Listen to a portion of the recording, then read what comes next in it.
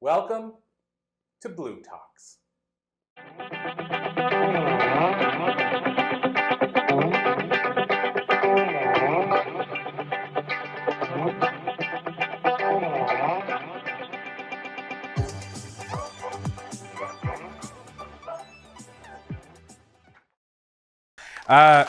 Okay, so basically all I wanted to do today is I wanted to just tell you guys a few little lessons from the new book, The Enlightened Passenger, just to give you a sense of the book, and also, I guess at the end of the day, just to share a couple of the insights in it. I'm not gonna do like a book reading, but I got a couple of place marks so I remember what I wanted to talk about. So one of the things that I talk about in the book is the idea of enjoying the journey as much as the destination or more. So I pose the question, what if the journey is really the destination?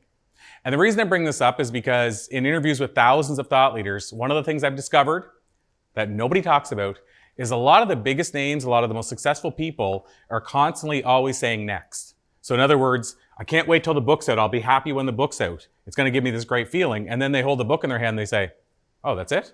What do I do now? There's a lot of that. Like in other words, they might be happy and fulfilled in general, but they're never enjoying the little moments. And so it's something that occurred to me because I lived it. Like I used to be that person that was always in the next, and I always thought the book was going to do it and something else was going to do it until I realized it didn't do it. And so I finally woke up at one point and said, what if I start actually enjoying the process of writing a book, of releasing a book, of launching a book, of holding the book, of every aspect of it.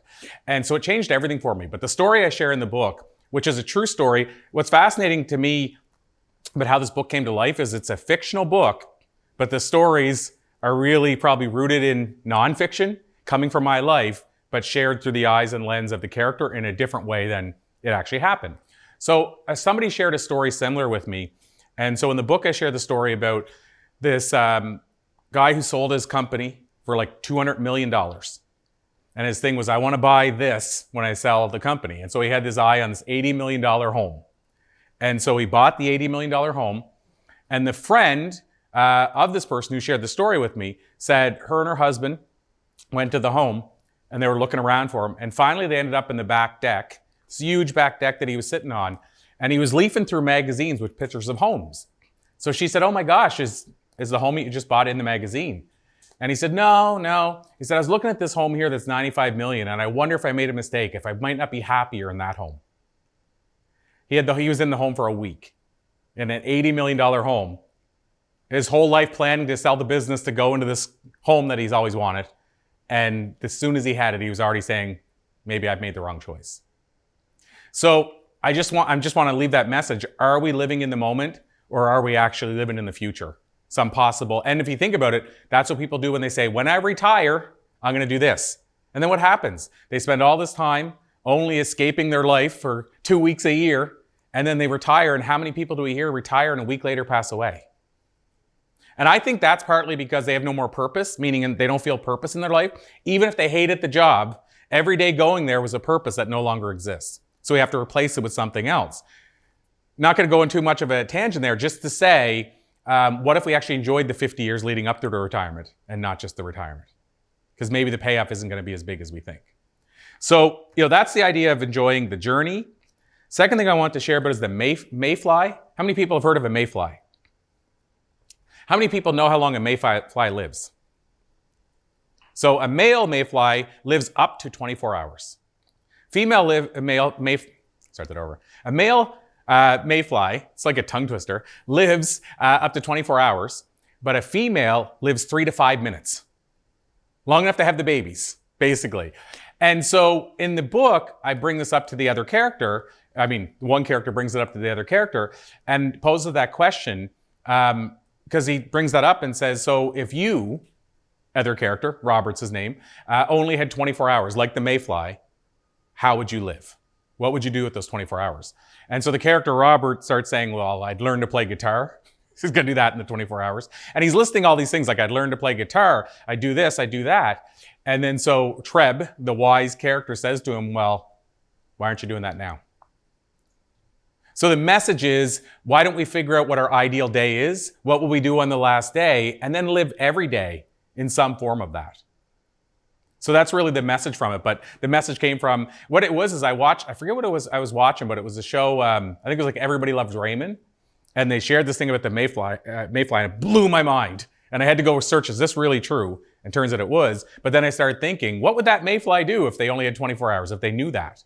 So that's where that came from. And then the third quick story I want to share is around, in the book, the chapter is called 1% Better.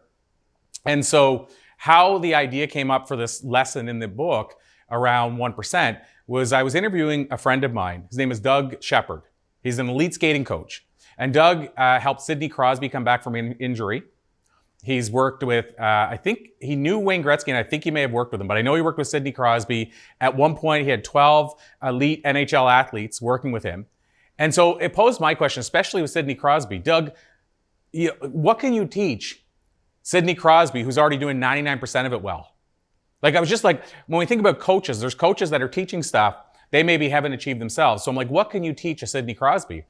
And he said, it's interesting you say that, Corey. He said, because you asked about the 99%, and he said, I can't teach him the 99%. What Sidney wants me to do is work with him on the 1%. The 1% that he's struggling with. What if we were able to find a 10th of that percent where we could improve? That could be a goal a game for the rest of his career. So the idea from that is, have we looked at what our 1% is? Meaning, have we done an inventory? What's the areas we can improve? So we might be doing a whole bunch of things well, but are there areas we can improve? And if so, what steps can we take to do that? So what I would pose the question of is, how do we decide that and determine it? We put it out to the world. So in other words, we might go to 5 friends and say, hey, what are the areas that you think I'm awesome at? Because you want to get the good first. And what is an area or two you think I can improve at? Pose it out there. Now, you could even do this on social media. If you're bold enough, put it on Facebook to everybody and say, what are the areas you think I can improve in? Because chances are you're too close to it. You probably can't see them. But in my experience, we all have that 1%. And what if, just what if, we could actually find a way to improve in that area? Even little monumental strikes could make all the difference in the world. So anyway, that's another lesson from the book. So having said all that, I think I'll even leave the pages folded where I folded them for whoever wins the book. And I'm going to do, basically, I'm going to try to do, I don't know how I'm going to do this draw. I bring another poker chip out of my pocket that has a different 3-letter acronym on it. I don't know who will know what this stands for. If not, I have a second option, but I'll have to go by first hands. So this will be for the book, just to keep things easy. What it says, and somebody may have heard me say this, so they might have an unfair advantage, but PMA. So does anybody have a guess as to what PMA might stand for? I'll give a hint, but I don't know if it'll help if you don't know the term. But it was based on a book written by Napoleon Hill and W. Clement Stone. They wrote a book together. And I'll even give you one more hint, and I'll move on from this if not. The book is called Success Through A, and then the PMA are the next 3 words. Positive attitude. Boom. So I guess you win the book. So he got it. Do you know the book? Yeah, now that you say it, when you said Clement Stone, I go, but thank you. Yeah, absolutely. So, what's that? Way back? I don't know if we're still filming me draw for, okay. But yeah, so the book, what I found fascinating about that book is it says success through a positive mental attitude. It doesn't say, when you start reading it, what PMA stands for until the 3rd chapter. Similar to Think and Grow Rich. He said, the secrets will be revealed at some point. You'll learn it on your own. And he didn't reveal it. Well, the same thing here, they didn't reveal it. And it took me until they said it, positive mental attitude, to figure it out. And then after I went, oh my God, it's on the title. And on the back of the book, it says it. But most people I talked to said, yeah, I didn't know either what PMA was until the 3rd chapter. It's amazing how they can put it right in front of your face and you not see it.